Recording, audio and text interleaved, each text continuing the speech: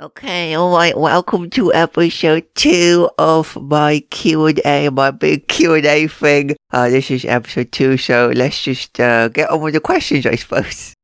Okay, so the next questions are from ZX Clon, and the first question is, what's the weirdest book you've ever read? Okay, that's a good question. The weirdest book I ever read, I think it's called The Midnight Robber, I think. So the front cover is a girl dressed up in, I think it looks like kind of Day of the Dead kind of vibe kind of thing. Okay, I'll just go in and say, so I went into this book expecting something, and I, by the way, I don't like this book. I hate this book, by the way. I think it's really terrible, of course, but that's why I think it's really weird. So basically, it kind of starts off in a sort of a post-sci-fi,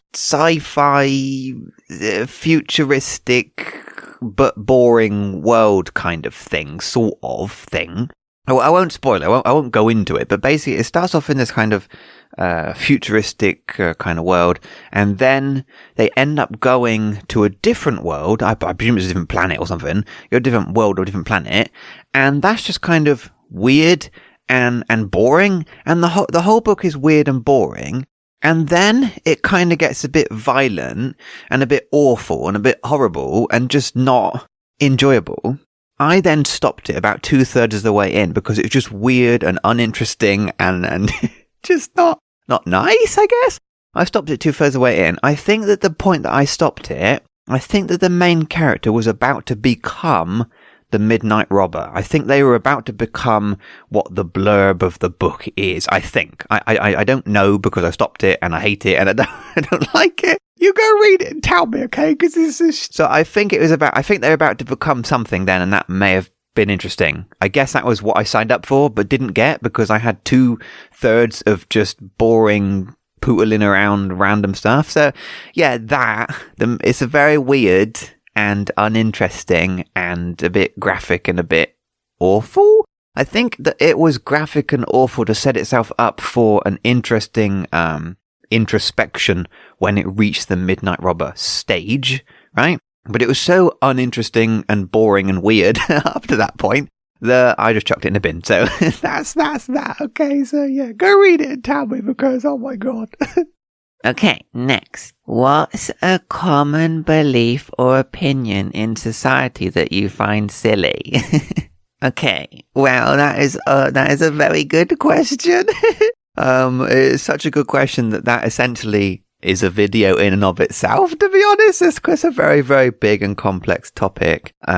Something that you may have heard me mention often, since the question is about a societal opinion. Something that I've mentioned quite often is a societal imposed image or a societal imposed construct.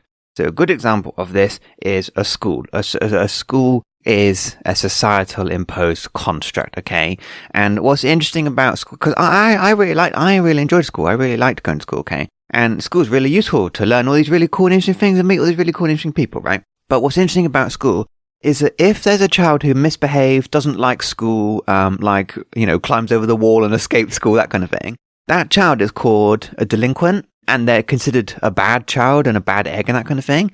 That framing of them as a delinquent is a societal imposed image, and that is like not helpful. And it's a shame that there's this construct that everyone is funneled into going through school, and yet the people who don't are considered to be essentially a negative part of society. That is an image that has been placed upon us.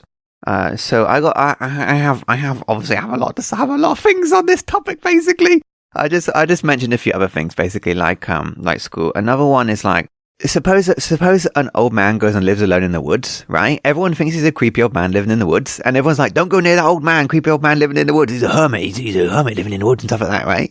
Again, that's a societal imposed image, right? He's living in his natural environment, right? Why is everybody living in high-rise concrete blocks, basically, and he's living in his natural environment? And it's funny because there aren't really that many hermits around and stuff like that. But hermit, it kind of has this weird negative connotation to it, like, oh, he's a hermit. I don't know. So that is another example, right, of that thing. There's controversial things as well with this. Another good example is, I believe in our country, I believe in the UK, I believe assisted dying is illegal. I believe it's illegal for assisted dying.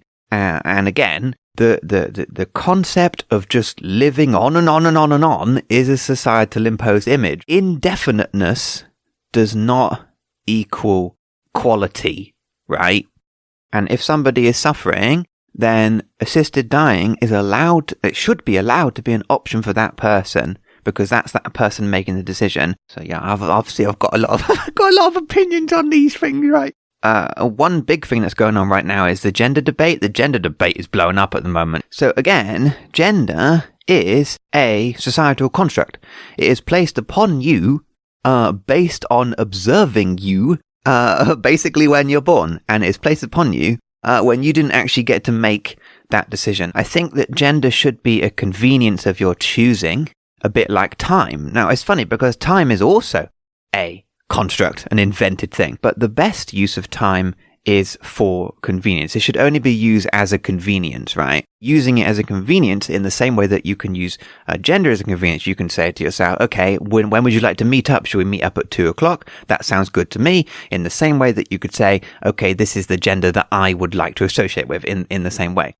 Another big thing for me right now, I've been discovering more about ADHD and autism. I found that a lot of the friends that I've made in my life in some way have ADHD, or in some way have autism, or in something like that. And I've been discussing with them, and those things are seen as a mental disorder or a mental deficiency or something like that. And the reason they're seen as a mental disorder is interesting because they're being viewed through the lens of a construct of a society created by non-ADHD, non-autistic people, which is just really not very supportive for those people. And they're being funneled into a world that wasn't designed for them or by them, and having to do things that people who aren't them tell them to do. And it's really awkward. It's really silly. And I've spoken to a lot of those people because they're my friends. A lot of those people are my friends. And they mostly talk about dissatisfaction with life and having come up against things that are troubling them and difficult for them because they've been funneled into a societal imposed image. So this is a big topic, okay? This is a big topic. See, the thing is, all of this is inherited and handed down. So it's not any one person's fault, but it's been handed down and handed down and handed down. And because of that, it's just part of our... It's just part of our society, which is kind of the problem. I don't know that it can be removed, but yes, overall, that is my answer to the question. Is that okay? Because that's like I've blown it into a whole other thing now, okay? Okay, next question is, do you have a story where you challenged authority and won? No. Well, that's a good question. It's a good question, right? So basically, yeah, I would say I always seem to get in trouble with authority, not in a bad boy kind of way, but I always seem to clash with certain types of people, and I don't necessarily always agree with those supposed pillars of society like policemen and doctors and stuff like that. And sometimes I would often get, like, there were certain teachers at school that didn't like me, and I'd always come in a clash with authority figures. It just seems to be a thing that happens with me. But I'll tell you something about that. When I was little, yeah, how my parents brought me and my sister up was they treated us like adults all of the time. And if me and my sister had a grievance, like even if it was a child's grievance, they would talk to us like as if we were adults. And I remember having, like, my parents would do little mini family meetings or something, and we must have only been quite small or young, but I remember them doing little family meetings where they'd say something like, okay, so you've gotten a little bit older now, you're a bit more grown up, so we'd like to increase the amount of tidying up that you do in the house. And I remember that being a little family meeting, and I remember them saying to us, do you think that's fair? I remember them saying, do you think that's fair? And what's interesting about that is they weren't just like my parents weren't just like laying down the law as like, now you do this. And because they brought me up like that, I will often end up clashing with authority figures because how I've been treated when I was growing up was to have an element of respect and have an element of, back and forth and discussion and that kind of thing. And obviously, because my parents enabled me to have that position, I basically don't disagree because I'm actually a very agreeable person because I was allowed to have that position. But there's certain people in my life that I've come up against, such as certain teachers and stuff like that, where they do try to lay down the law, and that just clashes my personality, and my personality clashes with them. Like, I haven't actively sought to fight them, and they haven't actively sought to quell me or anything. But it just happens that we come at each other from cross angles, and it was always caused like trouble for me. So I don't actually have a situation where I've challenged that and won, because it was always ended up being some kind of stalemate. But what's interesting about that is that there's definitely like authority figures in my life who have really not liked me at all. And then there's other people who are in the same field, of that, who really, really like me and really, really get me and really, really I get on really well with them and stuff. So yeah, I definitely come up in positions of clashing with people in authority, and they look at me in a really funny way, like, why didn't you just do what I said? Because I've been brought up to not just do. But yeah, I'm really grateful to my parents for bringing me up like that, and it's really been good for me. And I definitely feel that I'm a much more confident person when I engage with wider society because of that position. So yes, that's my answer to the question. Okay. All right, next question.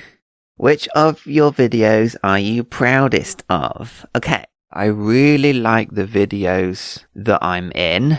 Specifically, I try to do a Pride Month video.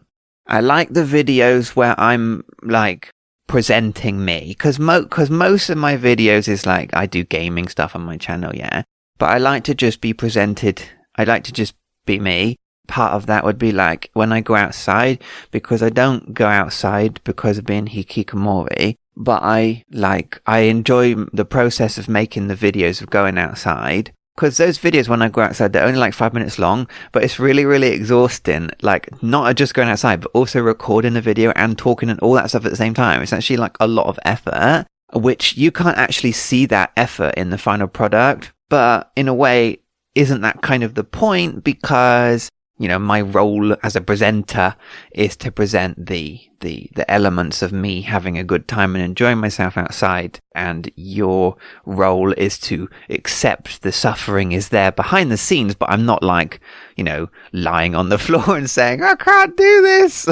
I'm pretty proud of the videos that I'm in where I do things like that. And those videos, they have more to them than just the face value of what the video aspect is. So yeah, okay, I'm happy with those.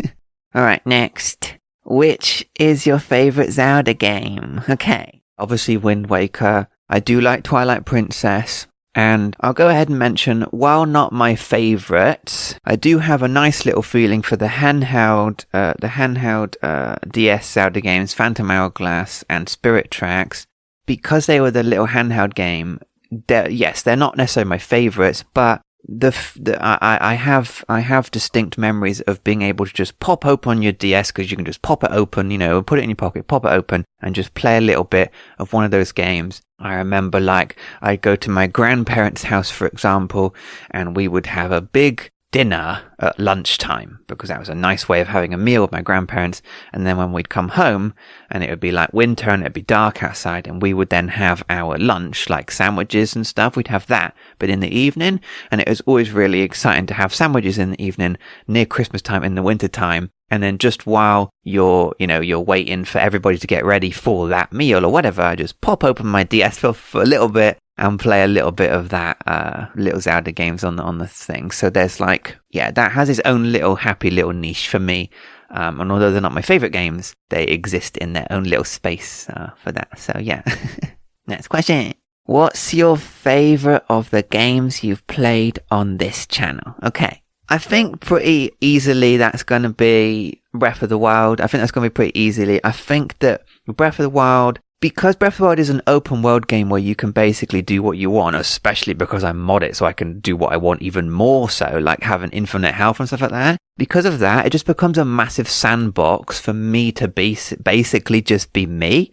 And basically just be an idiot, right? Because there's loads of games that I play, right? But like a Pokemon game's a good example. When you play a Pokemon game, it's a very, very fixed narrative. And I'm not necessarily happy with modern Pokemon games because of how fixed the narrative is and how fixed the gameplay is and how slow it is to start that game, right? Recording it. If I'm like, what should I record? I just want to record something. I can record Breath of the Wild knowing that pretty much everything that I record will be completely usable for the end footage. So it just completely takes any like pressure off of me thinking, how can I make this a good video? And I can literally just mess about with some mods and some silly things and talk to people. And also just how that game is designed, like the physics engine and stuff in that game, like how they've built that game, things will and can go wrong for me. And that's what makes it funny. And so, yeah, I really enjoyed that.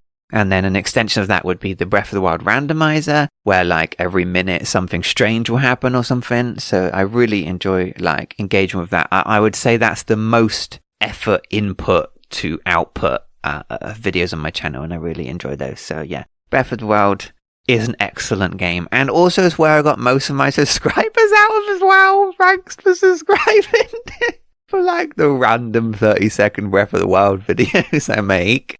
Okay, last question. With unlimited time and resources, what video would you most like to make for this channel? Okay, that's a good question. All the videos, because the thing is, right, when you start making a thing, you're like, oh, you can just think of loads. You can just think of loads and loads of videos. I have a lot of books. I'd like to just do every single book as a book review. I don't have the time and like energy to warrant doing that. If I had like infinite health, I would just go through every single book and it'd be just easy done. But and obviously there's so many ideas that I would like to do for making YouTube anyway. But if I could do anything, okay, so I guess that I really like travel. Like one of my favorite genres of literature is like travel writing. I like travel writing, so I like travel documentaries as well, where they go to places and just see interesting things, right? And it doesn't have to be exciting, because the inherent nature of the person and doing the travel is exciting in itself. So before I was sick, I used to like going for a lot of walks with my friends. We'd like to do like just 2-person walks, just 2 of us going for walks, right?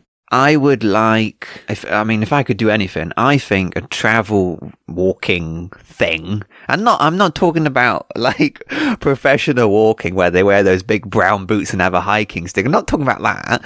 I just mean going for a stroll, basically. Like I would happily, like being like where I live, like in Wiltshire or in Somerset, there's like a lot of open fields and public parkways and public commons and stuff like that. And it's always fun to just be like, oh, I wonder what's over there, right?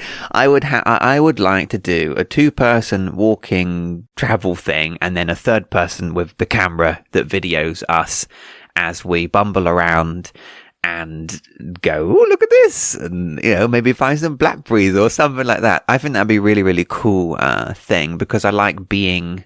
I like engaging and like having that exploration and stuff like that. So yeah, I think that would be a good thing, and maybe we'd also be able to interview some people along the way as well. I like this. Obviously, feels very ambitious for my current situation, but that would be the kind of thing that I feel that I would be good at. Given the position of being able to do that. So yeah. Okay. All right. That's cool. Okay. Well, yeah. Thank you for your questions and everything. Okay. All right. So next questions are from Moblin Fan, who is a very polite person, a nice person. So the first question is, what is your favorite video you ever did? Okay. Well, I think if I just pull some out of my head, I enjoyed doing the Breath of the Wild randomizer.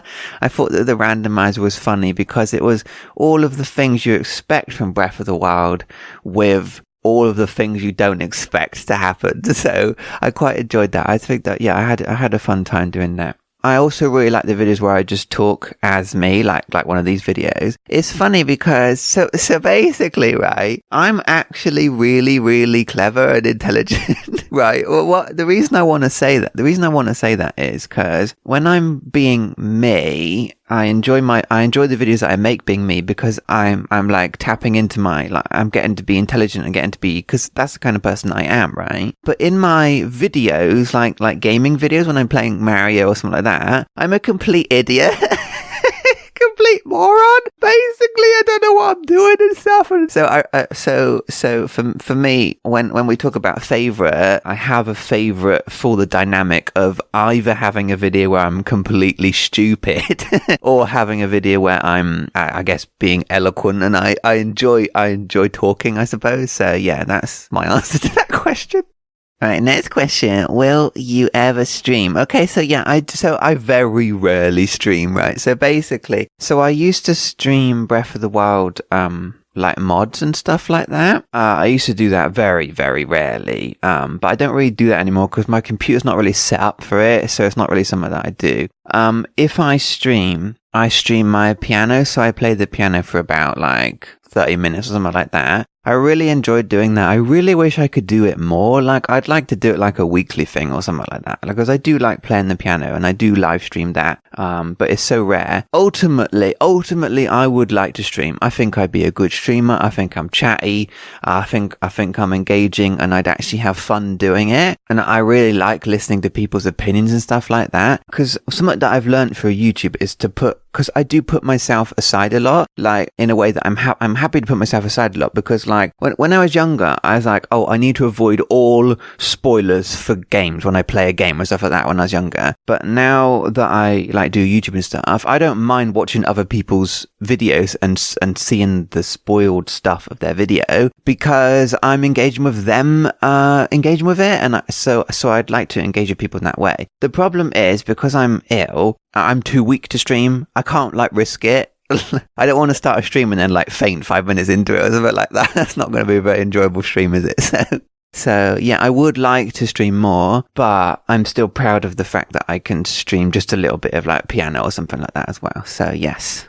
All right, and last question is, who or what inspired you to do YouTube? Okay, so I may have mentioned this before, but okay, so a large chunk of the reason why I do YouTube is because of my health, because I'm not very well, and it's somewhat good for me to work on when I'm not feeling very well, and something to be proud of when I upload something like that. And so a lot of my videos will have a theme of like I'm doing this because of something else. Like if I do like my Pride Month videos or something like that, they have a theme of I'm doing this because of trying to be open-minded about like pride or any topics like that, right? So that's the core of why I do it. But in terms of just origin story, I just talk about origin story because I think that's funny, right? So me and my sister have always liked Wind Waker, Zelda Wind Waker, right? And we always liked grandma from Wind Waker, right? So my sister just randomly sent me a picture of grandma holding a sword and a shield, which in and of itself was very funny.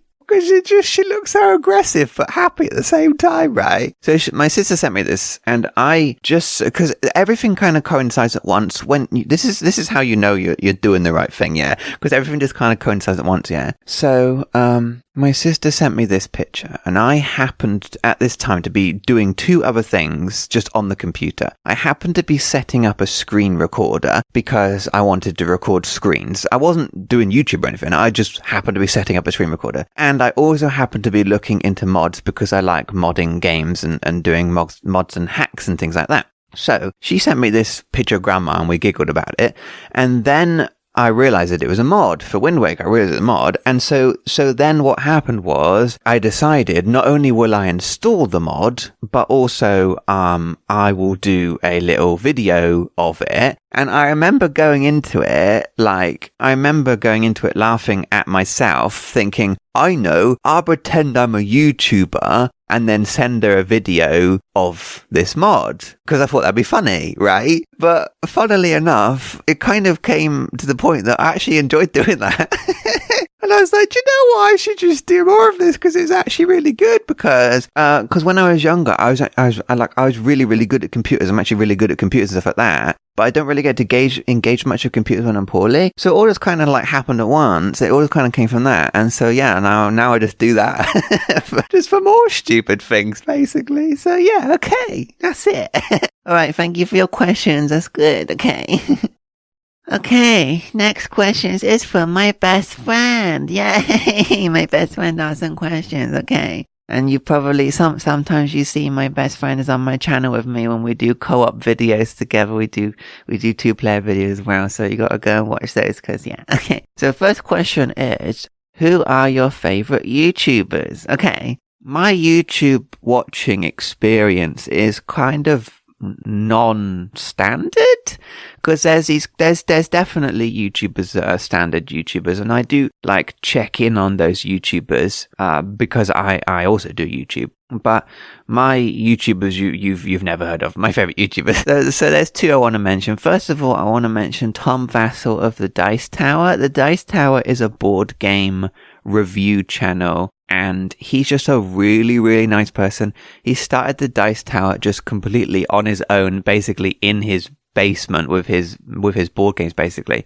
And now it's grown into this whole thing, and they just have a house they do all their filming in. And when I see other YouTubers who've bought a house from their YouTube channel, it's really, really flashy, and they got a flashy house and a flashy car and stuff like that. He is not like that in any way. He just is really, really passionate about games, and it's just really, really obvious that he just enjoys the games. It doesn't even matter necessarily if it's good.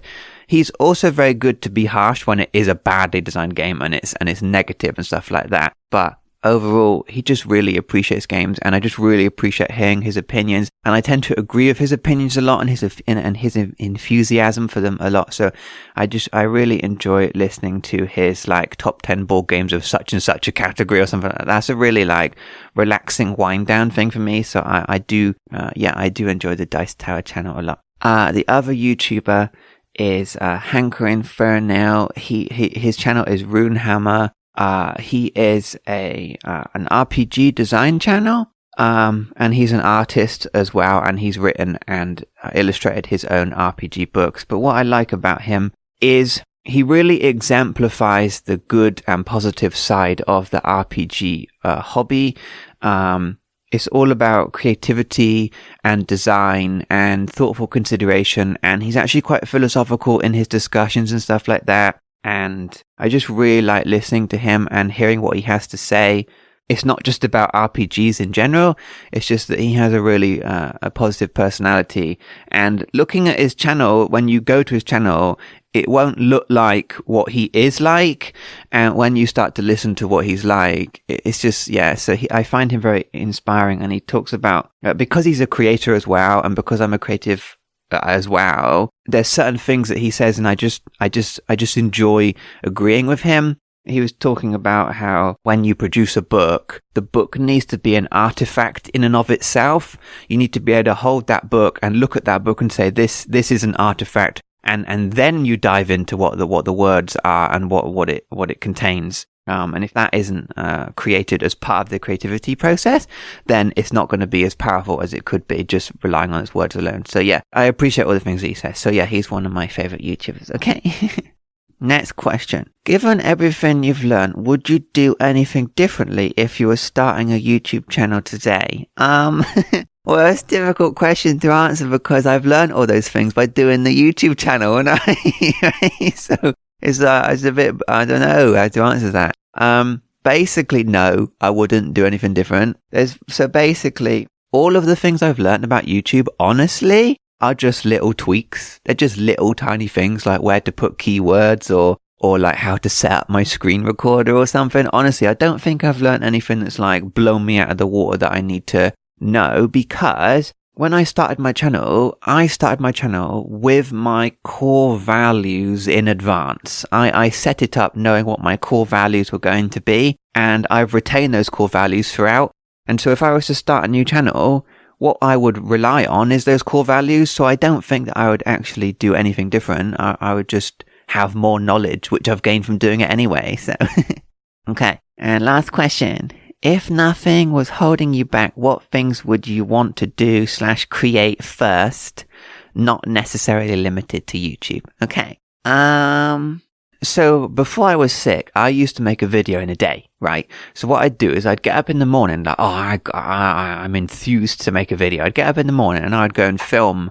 I had a video camera. I'd go and video stuff for my video. And then I'd finish up by lunchtime and I'd come back. And then in the afternoon, I'd spend the whole afternoon editing the video. And then I'd upload that video in the evening. So if I wasn't held back, I would probably do that. And I could make all the videos that I have in my mind that I want to make for my channel, that I would be able to make that probably literally in a day or 2 days. You know, I could practically make 3 videos a week, to be honest, if I wasn't held back. The most difficult videos for me to make are the ones where I'm physically in them, because it's quite tiring to be like physically present as well. It's alright having my voice, isn't it? But being in the video, I got a lot of like book reviews I want to do, like physically show the books off, and I would like to do that. But if I could do anything, if I wasn't held back, I'd probably just go outside. I would probably go out for a walk. I would probably, if I wasn't held back, I'd pick up where I left off, because where I left off was like looking about being published, being a writer, being published. I mean, talking about creative enterprise, I would just go and pick up where I left off, I guess. So yeah, okay. Well, thank you for your questions. Thank you for supporting my channel. Yeah. Wow, that's all we've got time for this episode, so stay tuned for the other episodes. And I'll see you in the other episodes. And there's also a previous episode as well to this. So yes, so that's a lot of questions. Okay, thanks.